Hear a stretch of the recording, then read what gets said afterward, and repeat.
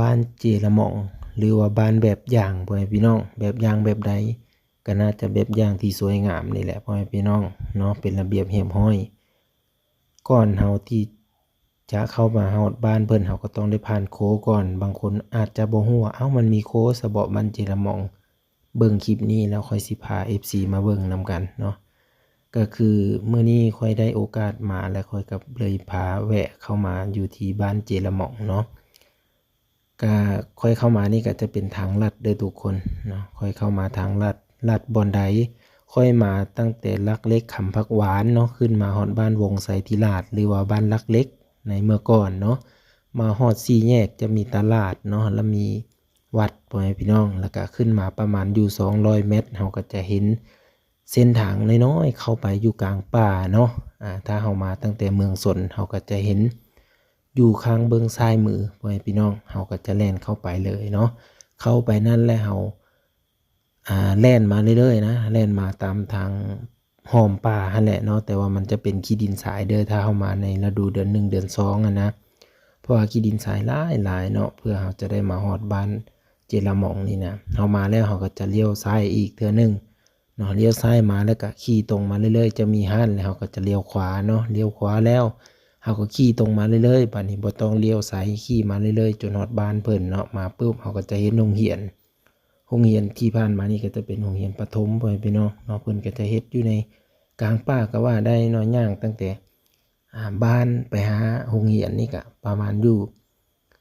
ลักหนึ่งนี่แหละประมาณนี้เนาะแต่ก็นักเรียนก็มีอยู่ได้เนาะเห็นเพิ่นย่างไปอยู่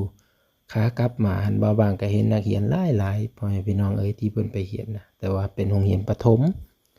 บ่อนนั้นน่ะเนาะก่อนที่จะเข้ามาสู่หมู่บ้านเพิ่นน่ะเนาะเข้ามาทางลัดนี่นะก็ถือว่าบ่ไกลได้แหละไกลๆหนึ่งเนาะแล่นรถประมาณชั่วโมงนึงนี่แหละเนาะเพราะว่าค่อยไปค่อยมาบ่ทันรู้ทางแน่เฮามาทางนี้เฮาจะเห็นเป็นครัวพ่อแม่พี่น้องก็จะเป็นครัวเข้าไปสู่บ้านของเพิ่นนั่นแหละถ้าเฮามาทางข้างทางเลขที่9เฮาแหละบ่มีครัวเด้อทางน่ะแต่ถ้าเฮามาทางลัดเบิ่งนี่หั่นนะไผที่อยู่เขตเมืองสนอยากมาหาบ้านเจละหม่องเบิ่งคลิปนี้เลย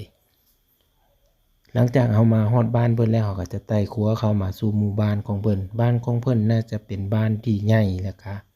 สะอาดงามตาหลายเนาะมีการพัฒนาด้วยกันเทคอนกรีตอ้อมรอบหมู่บ้านเส้นทางบ่ว่าจะเป็นวัดวาอารามเนาะเรือนศาลบ้านซ่องมีแต่หลังใหญ่ๆพ่อแม่พี่น้องบางก็เลยว่าเห็นแล้วน่าเป็นตามาเที่ยวมาชมเนาะคนบ้านนี้น่าจะมีธุรกิจที่ดีหลายพ่อแม่พี่น้องก็คือเป็นการค้าขายที่เราเห็นอยู่ในแคมทางนี่บ่ว่าจะเป็นขายข้าวต้มขนมก็มีหมดพ่อแม่พี่น้องแล้วก็บ่ว่าจะเป็นวัดวาอารามนี่ก็สวยงามหลายเนาะเพิ่นจะเฮ็ดวัดวาอารามนี่อยู่ทางกลางหมู่บ้านเลยเนาะอยู่เฮือนศาลบ้านช่องผู้ใดก็มีแต่ว่าขายข้าวต้มขนมเนาะที่เราเห็นอยู่ในคลิปวิดีโอนี้ทางประตูเข้าวัดจะเป็นเบื้องตะเวนออกเด้อไผที่มาแล้วก็เราจะเลี้ยวขวาเลี้ยวซ้ายนี่จะออกไปสู่ทางใหญ่เนาะแต่ว่าเส้นทางนี้ดีแฮงเป็นทางคอนกรีตแต่ว่าเป็นชุมชนน้อยๆที่อยู่กลางป่ากลางดงก็ว่าได้มีทางโรงหมอและโรงเรียนพ่อแม่พี่น้องเพื่อให้ลูกหลานได้มีความรู้ได้เรียนหนังสือเนาะบ่ว่าจะเป็นสุขศาลาเนาะในชุมชนเพิ่นก็ไว้ปัวพยาธิคนที่เจ็บไข้ได้พยาธินั่นแหละถือว่าดีหลายบางเห็นแล้วก็อยากพา FC มาเบิ่งคือแนวนี้แหละเนาะบ้านเจละหม่องไผแน่อยู่บ้านเจละหม่องก็อย่าลืมกดไลค์กดแชร์แน่เนาะก็คือบางได้พามาเบิ่งก็บ่ได้อ้อมหอบทั่วไปหมดดอกเนาะความหมายและความสำคัญหรือว่าความเป็นไปเป็นมาของบ้านเจละหม่องนี่ก็บ่ฮู้รายละเอียดปานใดเด้อเพราะว่าบางขี่ผ่านไปซื่อๆเนาะ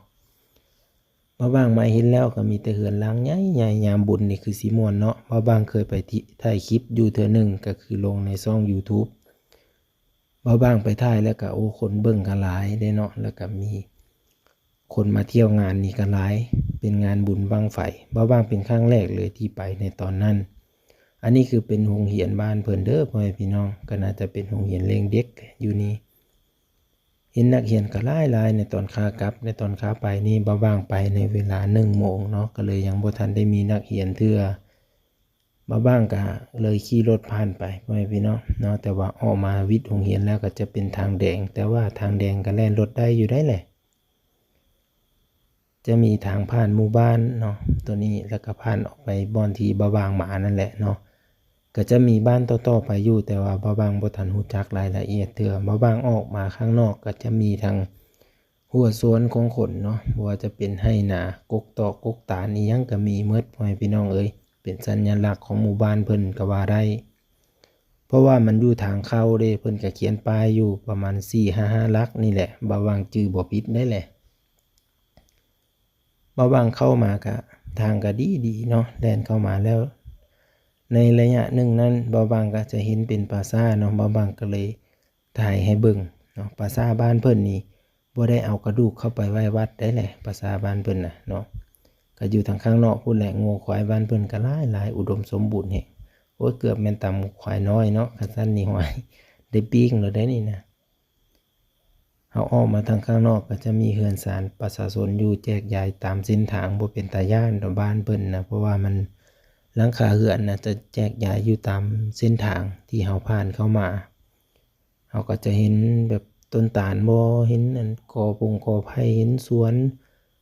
เรือนศาลคนนี่บ่เว้นเมตรประมาณ100เมตรนี่ก็จะเห็นเลยแต่ว่าก่อนจะเข้าสู่หมู่บ้านเพิ่นน่ะเฮามาแต่ทางเลขเก้าหัดจะมีปราสาทเด้ออยู่ข้างเบื้องซ้ายเนาะไผที่ยังบ่ทันรู้จักกันนั่นแหละบ่บางก็จะบอกเนาะแต่ว่าบ่เห็นกระดูกที่เพิ่นเอาเข้าไปเฮ็ดธาตุอยู่ในวัดนั่นนะเห็นแต่ธาตุเหรียญสลายอยู่ในพี่ปราสาทพี่นะเพิ่นน่าจะเก็บกระดูกไว้อยู่พี่เนาะเพื่อบ่ให้เป็นการรบเครือวัดวาอารามก็ถือว่าดีหลายอยู่ได้ออกมาฮอดข้างนอกก็จะมีโรงเรียนมัธยมได้โรงเรียนมัธยมเพิ่นนี่ก็น่าจะออกไว้อยู่นอกนี่แหละ FC ทุกคนเนาะก่อนที่เขาจะฮอดทางดำนั่นก็ประชาชนแถวเขตนี้แม่นเพิ่นจะพากันตัดอ้อยขนอ้อยเพื่อจะนำส่งไปสู่บ่อนที่เพิ่นรับซื้อก็คือโรงงานน้ำตาลเนาะอยู่แถวนี้อันนี้คือบ้านเจละม่อง